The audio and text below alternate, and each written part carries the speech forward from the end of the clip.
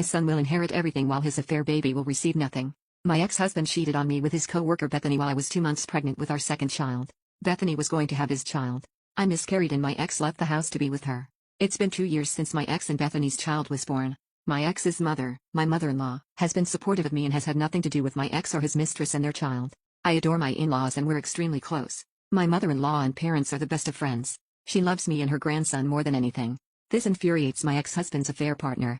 My in-laws cut contact with them straight away. Bethany was jealous that her child would never know the love of grandparents. At least her son has a father.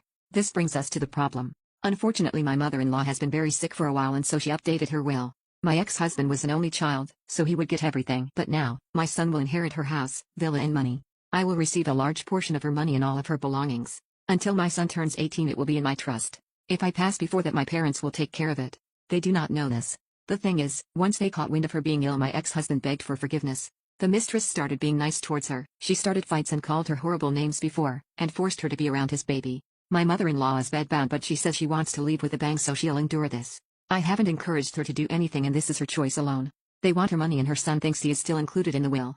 He also thinks his child will now be acknowledged by his grandmother and will also receive money. Now, my mother-in-law hasn't actually said she's forgiven them. She despises her son and his mistress for tearing apart our family.